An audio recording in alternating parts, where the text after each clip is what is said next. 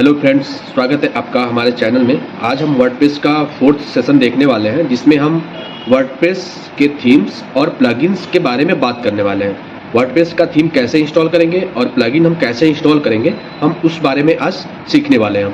तो चलिए हम बताते हैं कैसे हम थीम्स और प्लगइन इंस्टॉल करेंगे। तो आज हम थीम यूज करने वाले हैं अस्त्रा थीम यूज करके हम कैसे एक वेबसाइट तुरंत रेडी कर सकते हैं बने बनाए। मतलब आपको टाइम नहीं लगेगा, आपको तुरंत उनके अस्त्रा थीम इंस्टॉल करना है और उनके कुछ बने बने टेम्पलेट्स होते हैं वो इंपोर्ट करके हमको तुरंत एक वेबसाइट रेडी कर लेंगे, वो भी कुछ मिनटों में। तो चलिए चलते हैं स्क्रीन के। तो आज हम यूज करने वाले हैं अस्त्रा थीम। तो थीम इंस्टॉल करने के लिए आपको जाना होगा अपीयरेंस के अंदर और यहाँ पे ऐड थीम करना होगा। ऐड थीम करने के बाद से यहाँ पे आप सर्च कर सकते हो कोई भी थीम। मेरे पास अस्त्रा थीम दिख रहा है तो मैंने इसको डायरेक्ट यहाँ से इंस्टॉल कर लेना है।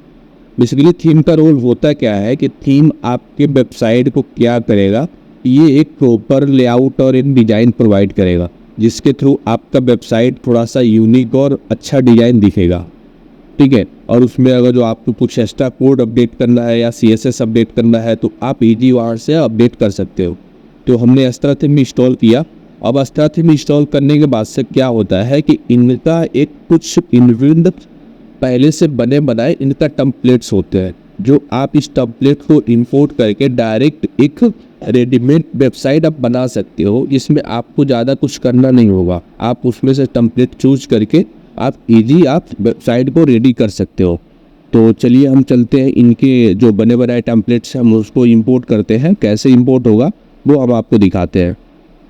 थीम्स के बाद से हम ये काम कर सकते हैं। तो हम यहाँ पे आपको दिखेगा कि ऐसा कुछ आपको एक टॉप पे बैनर टाइप का दिखेगा।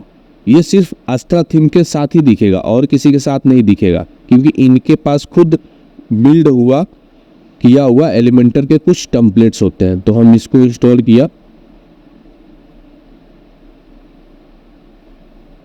देन हमारे पास कुछ इस तरह का इंटरफेस आएगा। हम यहाँ यूज करने वाले हैं स्टार्टर टेम्पलेट्स। तो हमने इसको चूज किया। अब हम क्या यूज करेंगे, एलिमेंटर यूज करेंगे। ब्लॉक्स एडिटर का भी हम यूज कर सकते हैं, लेकिन हम ब्लॉक्स एडिटर के हम बाद में बताएंगे। पहले हम एलिमेंटर के थ्रू जाते हैं। एलिमेंटर से गए। अब यहाँ पे क्या हुआ कि इनके कुछ बने बने टेम्पलेट्स फ्री पड़े हुए हैं।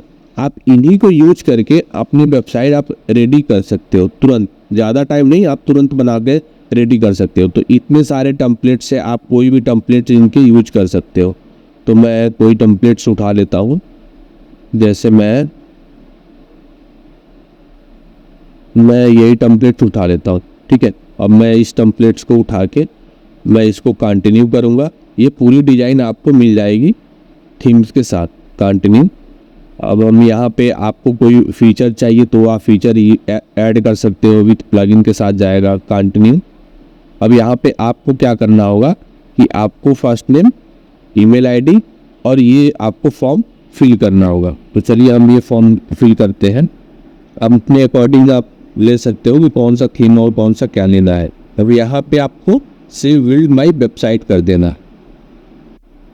अभी कुछ टाइम लेगा इंपोर्ट होने के लिए। पूरी आपका बना बनाया टेम्पलेट पूरा आपकी थीम के साथ वो इंपोर्ट कर देगा और आपका एक वेबसाइट तुरंत रेडी हो जाएगा। तो यहाँ पे कुछ टाइम लेगा इंपोर्ट होने के लिए। इंपोर्टिंग का काम चल रहा है इसमें। यहाँ पे हमने जो टेम्पलेट इंपोर्ट किया था वो टेम्पलेट इंपोर्ट करके अब इसके अंदर जो प्लगइन की नीड हुआ वो सारे प्लगइन क्या किया कि वो स्टार्टर टेम्पलेट के अकॉर्डिंग सारा प्लगइन ऑटोमेटिक इंस्टॉल कर लिया। ठीक है, तो जो हमने टेम्पलेट इंपोर्ट किया था वो टेम्पलेट का लेआउट हमको क्या मिला है हम यहाँ पे देख सकते हैं। तो हमको ये लेआउट मिला है WooCommerce का, क्योंकि हमने टेम्पलेट WooCommerce का ई-कॉमर्स के लिए हमने चूज किया था। तो हमको पूरी लेआउट हमको रेडीमेड एक वेबसाइट हमको मिल गया। लेआउट भी इसका अच्छा है, हमें ज़्यादा इसमें काम भी नहीं करना होगा। तो हमको एक पूरी लेआउट अच्छा मिल गया है। ठीक है, अब हम अपने अकॉर्डिंग कुछ एक्स्ट्रा प्लगइन्स की हमें नीड होती है तो वो प्लगइन हम यहाँ से इंस्टॉल कर सकते हैं।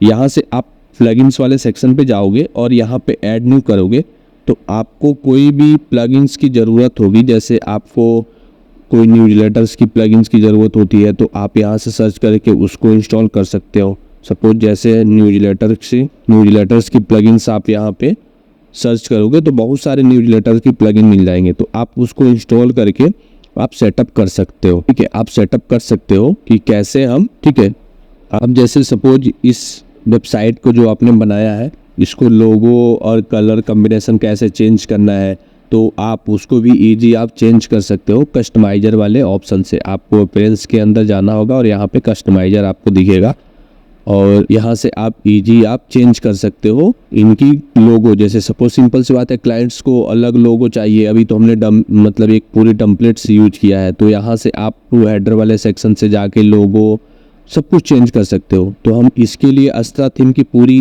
कैसे इंस्टॉल करेंगे, कैसे इसको कस्टमाइज करेंगे, कैसे colour combination, footer, font change करेंगे, तो हम उसके लिए एक अलग वीडियोज़ होगा, हम उस वीडियो में बताएंगे आपको अस्त्रा थीम यूज करके कैसे कस्टमाइज करना है।